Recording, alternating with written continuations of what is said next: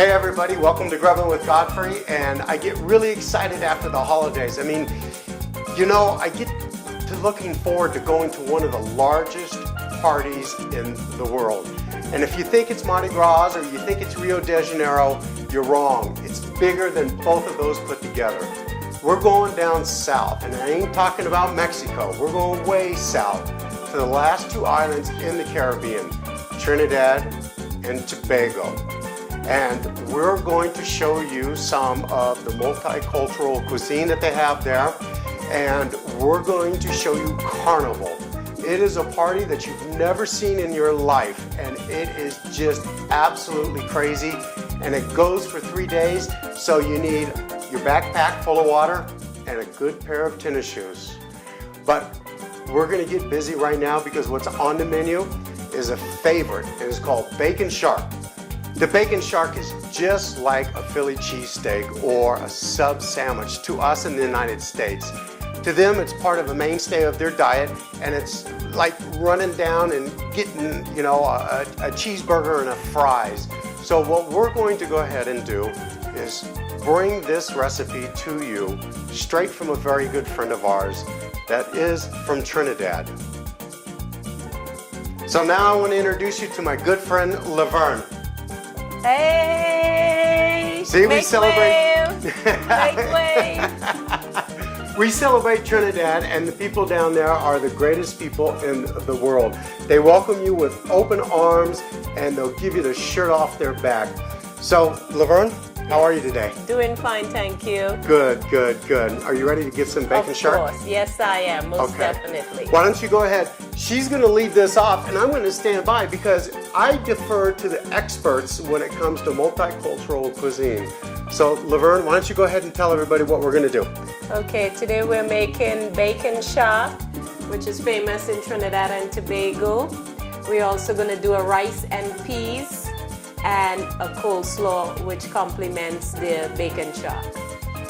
So the first thing that we're going to do is what? Okay, we're making the bake, which is also known as a float. For a serving of 6, you need 4 cups of flour, 2 tablespoons of yeast, and 1 tablespoon of sugar. We also need warm water at 120 degrees. So why don't we go ahead and get busy. So what are you going to start with? Okay. I will also need some hot water. Okay, I'll get the water going on. Okay. First thing you do, you pour your flour. Just make a little hole. Add your sugar. So go ahead and put your yeast in. This is your active yeast. Hot water. Hot water. And just start mixing it up. So you get right into it. You get gritty with it, don't you? You just go right in there with your hands. Now this was self-rising flour, is that what you were saying earlier? Yes. Okay, good. With the self-rising flour, you don't need to add baking powder or salt, as the salt affects the yeast. So you don't want to put yeast and salt together. Right, because the yeast and the salt, it'll neutralize the yeast and nothing will ever happen.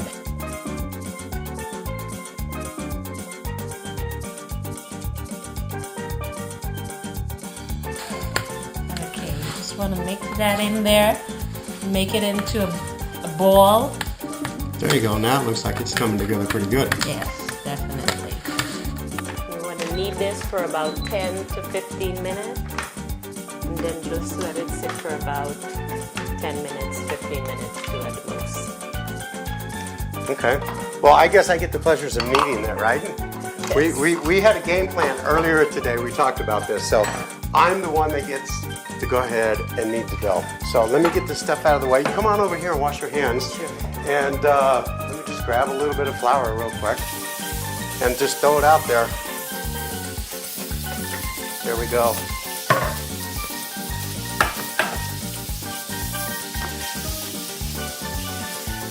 Now, how long do you want to knead this for? Actually, just for about 5 minutes or less. That's why you wanted me to do it. Just want put to my get muscles some together. muscle action in there.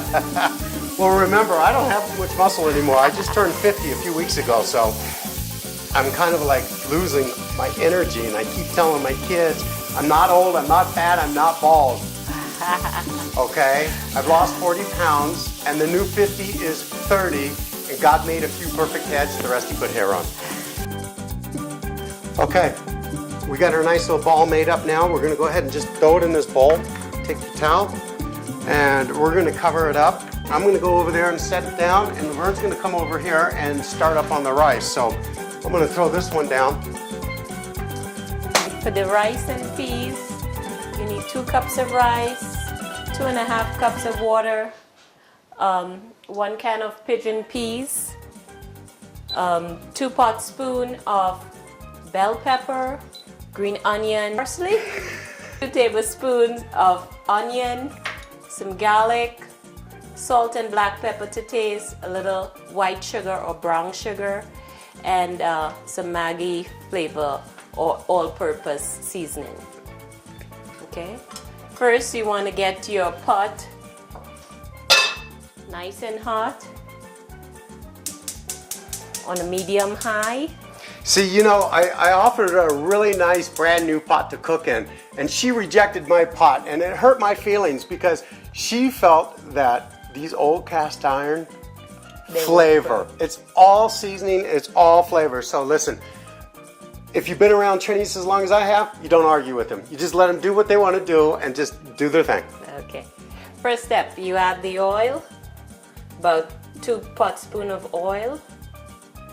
Okay. You want to add your sugar. Once your sugar starts to caramelize, you want to add your peas. Step back. Onion.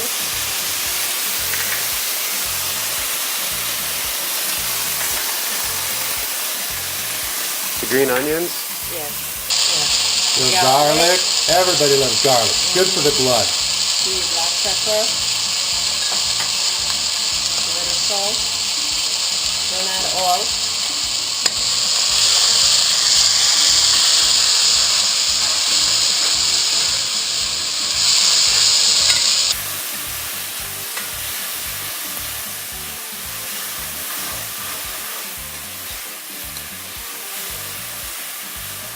Good looking colors. Wait till you put the red bell peppers in there. It's really gonna pop, huh? Yes. Okay. Now we're saving the bell pepper almost to the end because we don't want it to overcook. All right. Then you can add your water.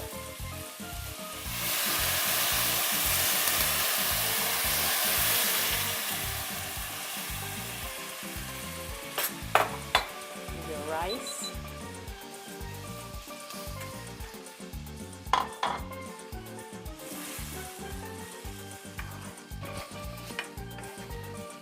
You want to give that a quick stir. And then what do you got? What are you gonna do now? Just let it come up to a boil? Yes, And just then bring this up to a boil, Okay. and then you cover it, let it simmer. Put your lid on there. Okay. Reduce your heat a bit. Once it starts boiling, Okay, cool, cool. Well, I can't wait to get into this. It's starting to smell really good. Holy cow. yes. Hey guys, I got a clip of Carnival for you, and I want you to take a really good look at it because earlier when I was telling you about it's the biggest party in the world, I'm not exaggerating. There's 250,000 people dancing. Each band has 6 semis, flatbeds, 2 of them stacked to the hilt with speakers and their own DJ. One of them is for food, water, and soda, and the other 2 are for strictly alcohol beverages. And then there's one, the special one. It's called the Cool Zone. So that way you get to slow your roll and cool your groove. You're dancing 26 miles through the streets of Trinidad in Port of Spain. From